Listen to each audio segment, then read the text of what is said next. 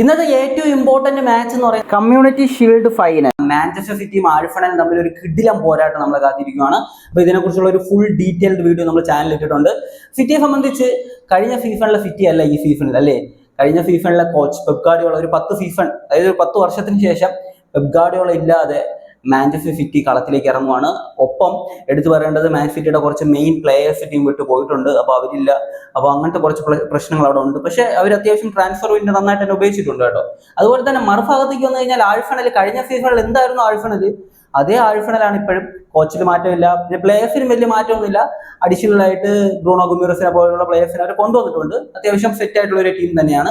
അപ്പോൾ അതുകൊണ്ട് തന്നെ ഒരു തീപാർന്ന പോരാട്ടം നമുക്ക് കാണാൻ പറ്റും. അതുപോലെ തന്നെ ഇന്ന് എടുത്തു പറയേണ്ട മറ്റൊരു മത്സരം എന്ന് പറയുന്നത് അൽ നാസറിനൊരു മത്സരമുണ്ട്. അൽ നാസർ അൽ ഫാത്തിക്കെതിരെ അവരുടെ സൗദി ലീഗിലെ ആദ്യത്തെ മത്സരം കളിക്കാൻ പോവുകയാണ് പുതിയ സീസണിലെ.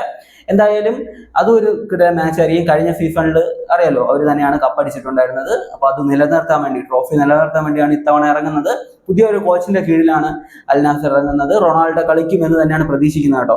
അപ്പോൾ ഒരു കിടിലൻ മാച്ച് അതിൽ നമുക്ക് കാണാൻ പറ്റും. അതുപോലെ തന്നെയാണ് നാളെ രാവിലെ 6 മണിക്ക്, ഒരു ഇന്ത്യൻ സമയം രാവിലെ 6 മണിയൊക്കെ ആകുമ്പോൾ ഇന്റർ മയാമിക്ക് മത്സരമുണ്ട്. നാഷ്വലാണ് എതിരാളികൾ. കഴിഞ്ഞ മത്സരങ്ങളിലൊന്നും അത്ര മികച്ചൊരു റിസൾട്ട് അല്ല ഇന്റർ മയാമിക്ക് ഉണ്ടായിരുന്നത്. നാഷ്വലിനെതിരെ MLS-ലാണ് ഇന്റർ മയാമി കളിക്കുന്നത്. എന്തായാലും അതും ഒരു കിടിലൻ മത്സരം നമുക്ക് കാണാൻ പറ്റും എന്ന് തന്നെയാണ് വിചാരിക്കുന്നത്. അപ്പോൾ ഈ ഒരു മാച്ച് ഒക്കെ കഴിയുമ്പോൾ അതിന്റെ വീഡിയോസ് ആയിട്ടൊക്കെ നമ്മൾ വരുന്നതായിരിക്കും. അപ്പോൾ എന്തായാലും ആദ്യമേ പറഞ്ഞ പോലെ ഒരു കരാബാ കപ്പിനെ കുറിച്ചുള്ള വീഡിയോസ് നമ്മൾ ഈ ഒരു ഡീറ്റെയിൽ വീഡിയോ ചാനലിൽ ഇട്ടിട്ടുണ്ട്. ജസ്റ്റ് താല്പര്യമുണ്ടെങ്കിൽ കാണാം. പിന്നെ just channel follow and subscribe ചെയ്ത് വെച്ചേക്കാം. നമ്മൾ ഈ ഒരു മത്സരങ്ങൾ കഴിയുമ്പോൾ അതിന്റെ വീഡിയോസ് ആയിട്ട് വരുന്നതായിരിക്കും.